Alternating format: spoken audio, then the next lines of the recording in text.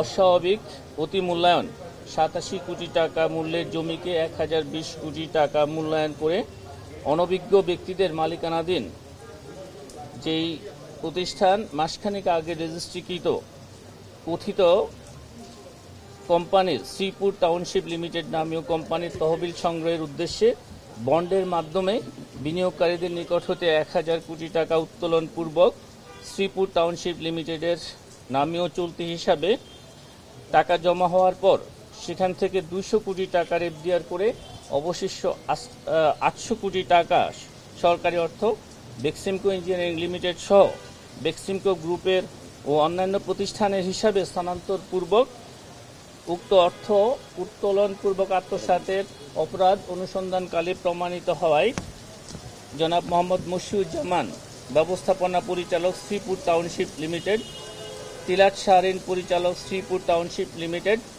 Salman F Rahman সাবেক প্রধানমন্ত্রীর বেসরকারি শিল্প বিনিয়োগ বিষয়ক উপদেষ্টা ও সাবেক chairman IFIC bank limited, Ahmad Shayan Fazlur Rahman সাবেক vice chairman IFIC bank limited সহ আইএফআইসি ব্যাংকের সংশ্লিষ্ট কর্মকর্তাগণ সহ মোট 30 জনের বিরুদ্ধে আজকে একটি মামলা রুজুর সিদ্ধান্ত গৃহীত হয়েছে।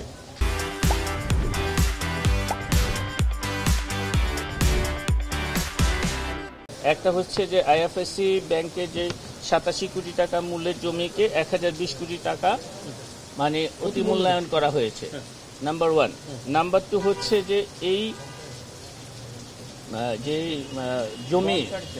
যে জমিটা এখানে মর্টগেজ রাখা, কোনো মর্টগেজ রাখা হয়নি।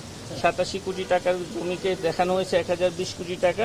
একই সাথে এই শ্রীপুর টাউনশিপ লিমিটেড নামীয় কোম্পানির বাজারে বন্ড আকারে বাজার থেকে মানে 1000 কোটি টাকা নেওয়া হয়েছে। সেই টাকা থেকে আইএফআইসি মানে এটা কিন্তু আইএফআইসি ব্যাংকের সাথে কিন্তু সম্পর্কিত ছিল না।